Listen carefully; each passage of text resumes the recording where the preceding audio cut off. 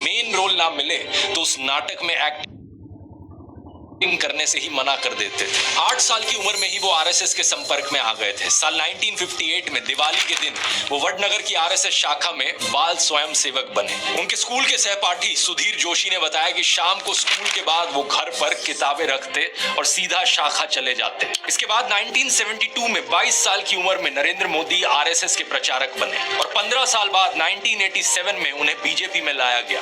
उन्हें एक कमाल के ऑर्गेनाइजर के रूप में देखा जाता था। जैसे कि एनडी मरीनो उनके द्वारा लिखी गई नरेंद्र मोदी की पॉलिटिकल बायोग्राफी में बताते हैं कि 1990 में राम रथ यात्रा हुई तो नरेंद्र मोदी गुजरात बीजेपी में शामिल थे और उन्होंने इस यात्रा के गुजरात वाले हिस्से के आयोजन में अपनी भूमिका निभाई। 1995 में उन्हें बीजेपी का नेशनल सेक्रेटरी अपॉइंट किया गया।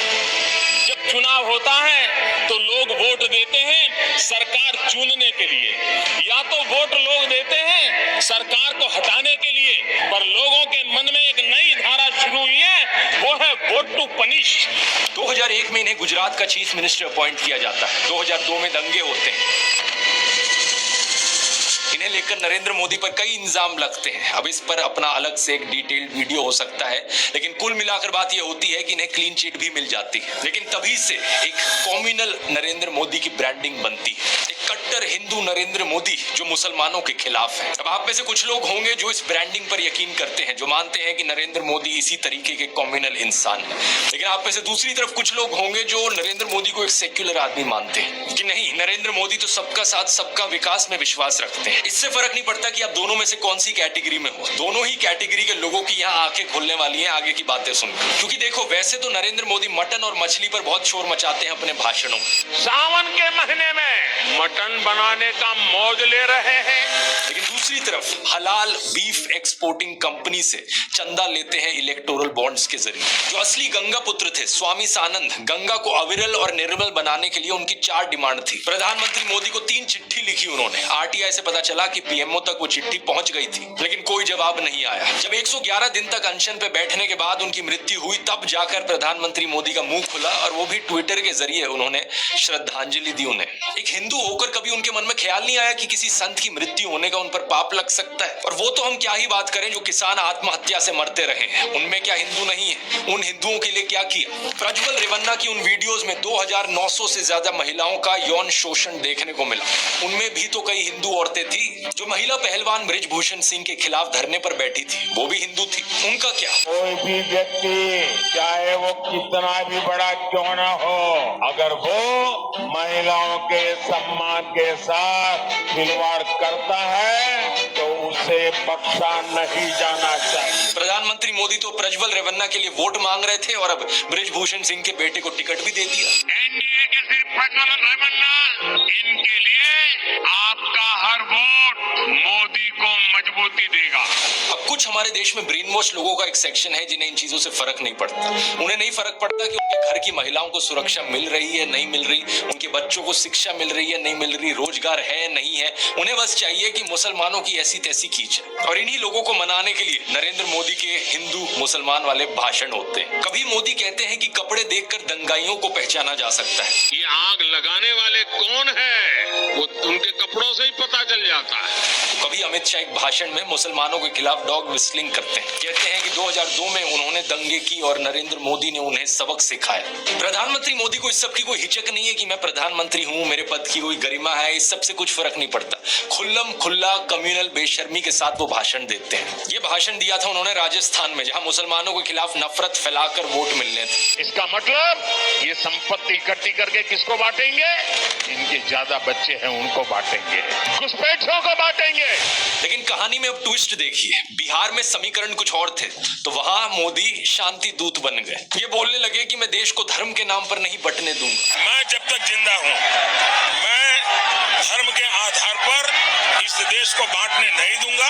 अलीगढ़ की रैली में भी मुस्लिमों के हितैषी बनकर आए थे। बोलने लगे कि कांग्रेस और समाजवादी पार्टी ने मुसलमानों के लिए कुछ नहीं किया है। कांग्रेस, सपा जैसी पार्टियों ने और मुसलमानों के राजनीतिक, सामाजिक, आर्थिक उत्थान के लिए कभी कुछ नहीं किया।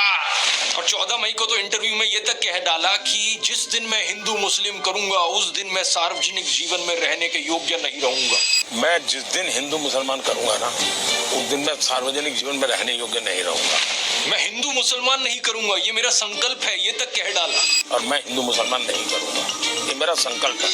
आप में से कुछ लोग ये देखकर कंफ्यूज हो रहे होंगे, यार ये कैसे हो सकता है, मोदी कॉम्युनल है या सेक्युलर है, या फिर इन्हें अब कोई स्प्लिट पर्सनैलिटी डिसऑर्डर हो गया है? ऐसा नहीं है, इनके ये दो चेहरे हमेशा से ही रहे हैं। 2014 के इस ट्वीट को देखिए, सेक्युलरिज्म हमारे खून में है, नरेंद्र मोदी कह रहे हैं। 2020 में अमित शाह ने एक टीवी इंटरव्यू में कहा था कि वो भारत को हिंदू राष्ट्र की तरह नहीं देखते, सभी को अपने धर्म का पालन करने की सुविधा है और देश की सरकार का एक ही धर्म हो सकता है, हमारा संविधान।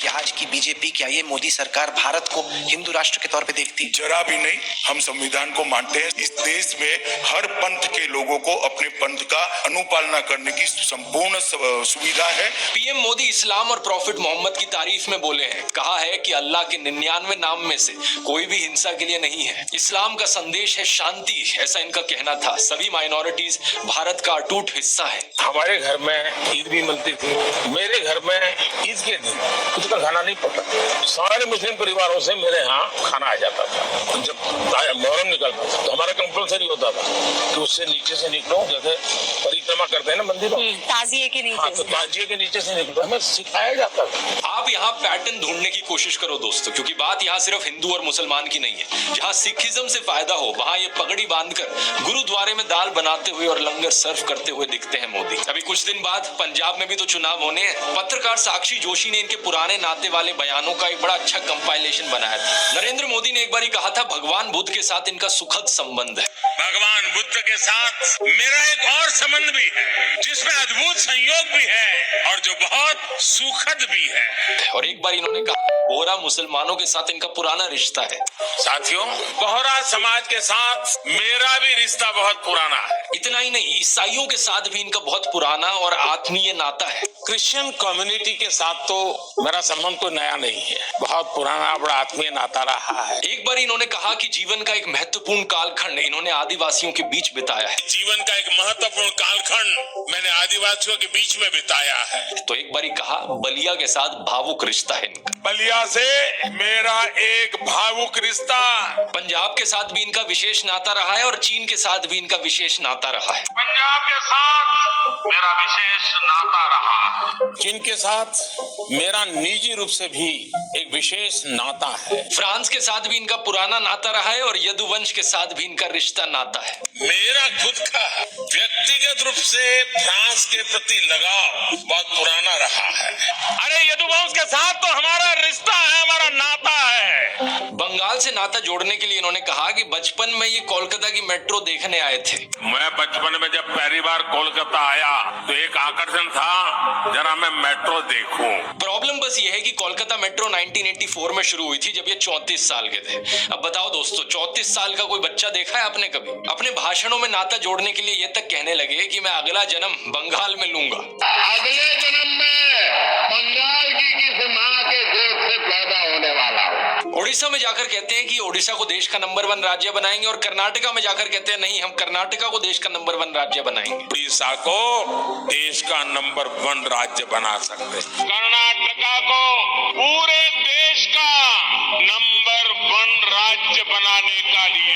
बात समझ रहे हो ना दोस्तों? वोट पाने के लिए जहां जो बोलना पड़े वो बोला जाता है। हर एक राज्य में एक इमोशनल कनेक्ट बनाने के लिए वहां के लोगों के साथ एक नाता निकल कर आ जाता है। पूरे देश में यही स्ट्रैटेजी चलाई जाती है। उत्तर प्रदेश में बीजेपी गौ माता के नाम पर लोगों को इमोशनल करती है। ये कहते हैं कि गौ हत्या को अगर रुकवाना है तो हमें वोट करो। केरला में जाकर इसका उल्टा कहते हैं, अगर क्वालिटी बीफ चाहिए आपको तो हमें वोट करो। जब गोवा की बात हुई तो 2015 में अमित शाह ने खुद कहा था कि इनका देश भर में बीफ बैन करने का कोई प्लान नहीं है। अब जनता के लिए अच्छे काम करना ये भी एक तरीका है सत्ता हासिल करने का, लेकिन इतनी मेहनत कौन करे? काम के नाम पर या तो लोगों को सपने दिखाए जाते हैं या फिर नौटंकियां करी जाती हैं। गुजरात मॉडल, अच्छे दिन, गंगा नदी की सफाई, 100 स्मार्ट सिटीज, काला धन वापस लाओ, ये कुछ ऐसे सपने थे जिनकी एक्सपायरी डेट रीच हो चुकी है। डिमोनेटाइजेशन को देखो, 2000 2016 में अमित शाह ने कहा था कि ये काले धन के खिलाफ सर्जिकल स्ट्राइक है। अगर ऐसा है तो नोटबंदी के नाम पे वोट क्यों नहीं मांगते लोगों से? 3 फार्म लॉज को याद करो। प्रधानमंत्री मोदी ने कहा था कि ये ऐतिहासिक चीज है किसानों के लिए। फिर जब मोदी सरकार ने इन्हें वापस लिया तो गोदी मीडिया वाले कह रहे थे कि ये मास्टर स्ट्रोक है इन्हें वापस लेना। तो अब वोट क्यों नहीं मांग रहे इस चीज पर? ना तो कृषि कानूनों पर वोट मांग रहे हैं, ना इनके वापस लेने पर वोट मांग रहे हैं। किसानों की आय दुगनी करने की बात करी थी इन्होंने,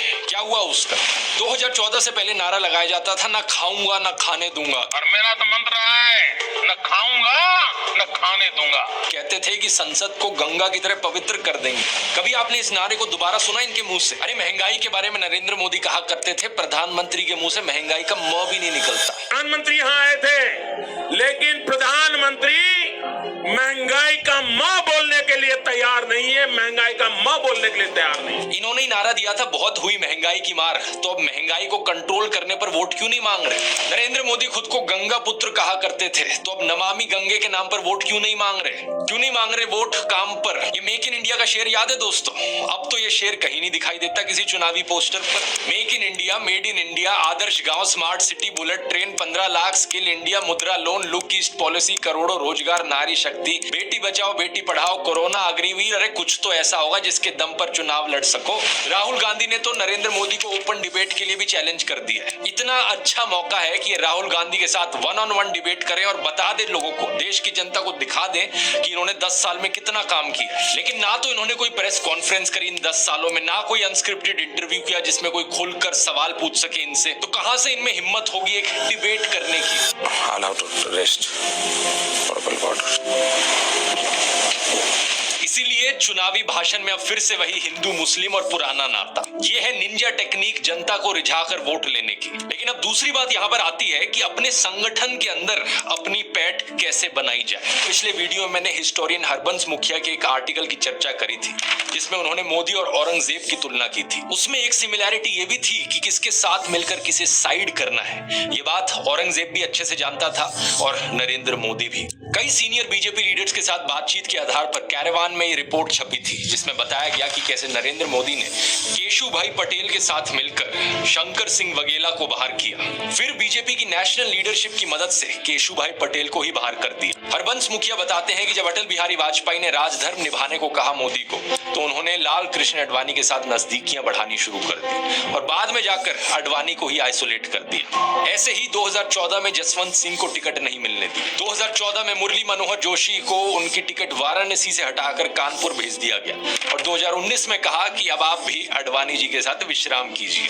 एनडीटीवी की वेबसाइट पर सिद्धार्थ वरदराजन का 2015 का यह आर्टिकल देखिए जिसमें बताया गया कि मौजूदा फॉरेन सेक्रेटरी सुजाता सिंह को समय से पहले रिटायर करवाया गया और एस जयशंकर को सीधा फॉरेन सेक्रेटरी बनाया गया और फिर वो विदेश मंत्री भी बन गए। इसमें यह भी बताया है कि कैसे सुषमा स्वराज को विदेश नीति के की डिसीजन से बाहर रखा जाने लगा था। द प्रिंट पर 2019 का मौसमी दास गुप्ता का यह आर्टिकल देखिए। ये बताती है कि कैसे राजनाथ सिंह के सीनियर मोस्ट मिनिस्टर होने के बावजूद उन्हें 8 में से 6 कैबिनेट कमेटी से ड्रॉप कर दिया गया था एक स्ट्रॉन्ग मैसेज देने के लिए। बाद में इसे रिवाइज किया गया और उन्हें 6 कमेटी का मेंबर और एक हेड बनाया गया। लेकिन यही चीज नितिन गडकरी के साथ भी हुई। 2021 में नितिन गडकरी की स्टेटमेंट आई थी कि अटल बिहारी वाजपेयी और जवाहरलाल नेहरू आदर्श लीडर्स हैं। अगले साल ही बीजेपी के पार्लियामेंट्री बोर्ड से नितिन गडकरी को ड्रॉप कर दिया गया। ऐसा नहीं है कि नरेंद्र मोदी केवल साइडलाइन करते हैं, एक बार जरा उनकी भक्ति करके देखो और फिर देखो कमाल। इस आर्टिकल को देखिए। निर्मला सीतारमन का चौंकाने वाला राइज। 2006 में उन्होंने बीजेपी ज्वाइन करी और सिर्फ 11 साल बाद वो डिफेंस मिनिस्टर बन गई। 2019 में वो फाइनेंस मिनिस्टर भी बन गई। बिजनेस स्टैंडर्ड के इस 2014 के आर्टिकल को देखिए। स्मृति ईरानी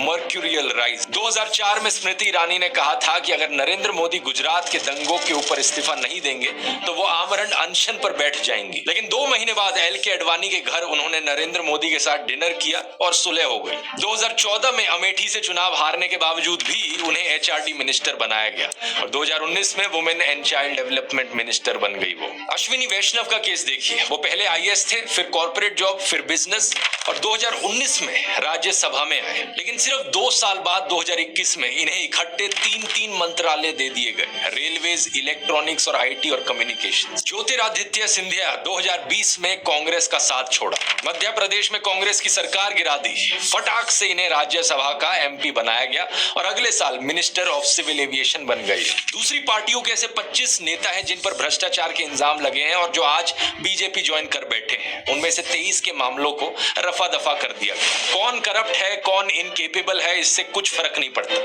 नरेंद्र मोदी का सिर्फ एक ही फंडा है, साढ़े नाल रहोगे तो ऐश करोगे।